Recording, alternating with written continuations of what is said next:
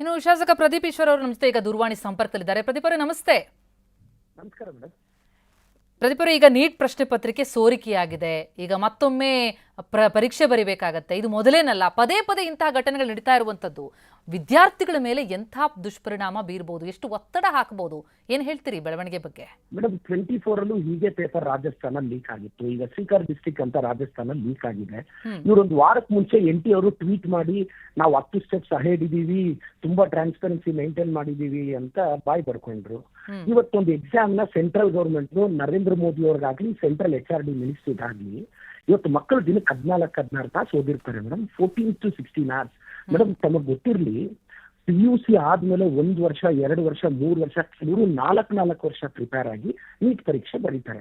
ಒಂದು examination system ನ ನಡೆಸೋ ಯೋಗ್ಯತೆ ಇಲ್ಲ ಸೆಂಟ್ರಲ್ ಬಿಜೆಪಿಗೆ. ಇಲ್ಲಿ ಅಶೋಕಣ್ಣ ನೋಡಿದ್ರೆ ಅದೇನೋ ವಿಕಸಿತ ಭಾರತ ಬಗ್ಗೆ ಮಾತಾಡ್ತಾರೆ, ವಿಜೇಂದ್ರ ಅವ್ರು ವಿಕಸಿತ ಭಾರತದ ಬಗ್ಗೆ ಮಾತಾಡ್ತಾರೆ, ಮೋದಿ ಅವರು ವಿಕಸಿತ ಭಾರತದ ಬಗ್ಗೆ ಮಾತಾಡ್ತಾರೆ, ನಿನ್ನೆ ಏನೋ ಆನ್ಲೈನ್ ಬಗ್ಗೆ ಮಾತಾಡ್ತಾರೆ. ನಮ್ ಕ್ವಶನ್ ಇಷ್ಟೇ ಮೇಡಮ್, ನಾನು MLA ಆಗಿ ಅಲ್ಲ, ಒಂದು ಟೀಚರ್ ಆಗಿ ಕೇಳ್ತಿದೀನಿ, ಒಂದು ಎಕ್ಸಾಮ್ ನಡೆಸೋ ಕನಿಷ್ಠ ಸೌಜನ್ಯ ಕೇಂದ್ರ ಸರ್ಕಾರಕ್ಕಿಲ್ಲ. ಮೇಡಮ್ ಇವತ್ತು ಎಷ್ಟು ಮಕ್ಕಳು ಎಷ್ಟು ಟೈಮ್ ಕೊಡ್ತಾರೋ, ಮತ್ತೆ ಅವ್ರು ಪ್ರಿಪೇರ್ ಆಗೋದು ಹೆಂಗೆ ಮಕ್ಕಳು? ಅವ್ರು ಎಷ್ಟು 14-16 ತಾಸು ಓದ್ಬೇಕು. ಮತ್ತೆ ಪಾಪ ಈಗ ಸಡನ್ ಆಗಿ ಅವರೆಲ್ಲೋ ಹಳ್ಳಿಗಳಲ್ಲಿ ಇರ್ತಾರೆ, ಮತ್ತೆ ಅವ್ರು ಕೂತು ಓದಬೇಕು. ಕೆಲವ್ರು ಆಲ್ರೆಡಿ ನಮ್ಮ ಸೀರಿಯಸ್ ಮೋಡ್ ಮತ್ತೆ ಬಂದು ಎಲ್ಲರ ಸ್ಕೋರು ಮ್ಯಾಕ್ಸಿಮಮ್ ಸ್ಕೋರ್ ಈಗ ಆಲ್ಟರ್ ಆಗುತ್ತೆ. ನಿಜವಾಗ್ಲೂ ಈ ವಿದ್ಯಾರ್ಥಿಗಳ ಶಾಪ ಕೇಂದ್ರಕ್ಕೆ ತಟ್ಟುತ್ತೆ. ಒಂದು ಎಕ್ಸಾಮ್ ದೊಡ್ಡ ಜಾಲ ಅನ್ಸುತ್ತೆ ಪ್ರದೀಪ್ ಈಶ್ವರ್ ಅವರೇ. ಯಾಕಂದ್ರೆ ಕೇರಳದಲ್ಲಿ ಅಲ್ಲಿಂದ ಅದು ರಾಜಸ್ಥಾನದವರೆಗೆ ಲೀಕ್ ಆಗುತ್ತೆ, 2-5 ಲಕ್ಷಕ್ಕೆ ಮಾರಾಟ ಆಗತ್ತೆ ಅಂತಂದ್ರೆ ಈ ಜಾಲ ಭೇದಿಸಬೇಕಾಗಿರೋದು ಪ್ರಮುಖವಾದ ವಿಚಾರನ ಅಂತ. ಜೊತೆಗೆ ಖಾಸಗಿ ಸಂಸ್ಥೆಗಳಲ್ಲಿ ಆಗ್ತಾ ಇದೆ ಅನ್ನುವಂತಹ ಆರೋಪಗಳು ಕೇಳಿ ಬರ್ತಾ ಇದೆ. ಯಾವ ರೀತಿ ಇದನ್ನು ತಡಿಬಹುದು ಅಂತೀರಿ?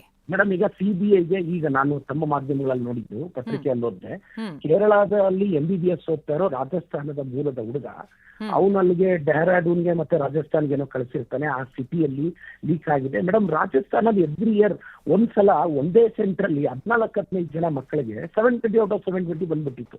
ಯಾಕೆಂದ್ರೆ ಆ ಸೆಂಟರ್ ಚೀಫ್ ಇಂದ ಹಿಡಿದು ಪೇಪರ್ ಕೊಡೋರಿಂದ ಹಿಡಿದು ಎಲ್ಲರೂ ಇನ್ವಾಲ್ವ್ ಆಗ್ಬಿಟ್ಟಿದ್ರು. ಸೊ ಬಿಜೆಪಿ ಅವ್ರು ನಾನು ಹೇಳೋದು, ಈಗ ಆಲ್ರೆಡಿ 45 ಜನ ಅರೆಸ್ಟ್ ಮಾಡಿದ್ದಾರೆ. ಇವತ್ತು ಸೆಂಟ್ರಲ್ ಏಜೆನ್ಸೀಸ್ ಇಷ್ಟು ಅಲರ್ಟ್ ಇದೆ, ಇವತ್ತು ಟೆಕ್ನಾಲಜಿ ಇಷ್ಟು ಫಾಸ್ಟ್ ಇದೆ, ಎಲ್ಲಿಂದ ಎಲ್ಲಿಗೆ ಪೇಪರ್ ಹೋಯ್ತು, ಯಾಕೆ ಹೋಯ್ತು? ಇವತ್ತು ಮೇಡಮ್ ನನ್ನ ಬೇಸಿಕ್ ಕ್ವಶನ್, ಒಂದು ಎಕ್ಸಾಮ್ ನಡೆಸೋ ಯೋಗ್ಯತೆ ಕೇಂದ್ರದ ಬಿಜೆಪಿ ಅವ್ರಿಗಿಲ್ವಾ?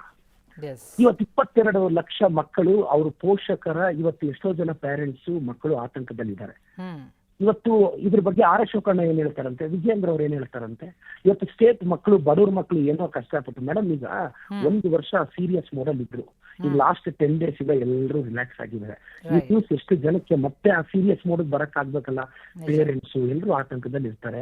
ಮೇಡಮ್ ನಾನು ಒಂದೇ ಮಾತು ಹೇಳೋದು, ನರೇಂದ್ರ ಮೋದಿ ಅವ್ರಿಗೆ ಒಂದು ಪರೀಕ್ಷೆ ನಡೆಸೋ ಅಷ್ಟು ಶಕ್ತಿ ಇಲ್ವಾ? 56 ಎದೆ ಇಂಚು ಸೋತೋಯ್ತಾ? ಅಷ್ಟೇ ನನ್ನ ಕ್ವಶನ್. ರಿಪೀಟ್ ಆಗದೆ ಇರಲಿ ಅಂತಾನೆ ಪ್ರತಿಯೊಬ್ರು ಆಶಿಸೋದು. Thank you so much Pradeep Eshwar ಅವರೇ, TV9 ಜೊತೆ ಮಾತನಾಡಿದ್ದಕ್ಕೆ.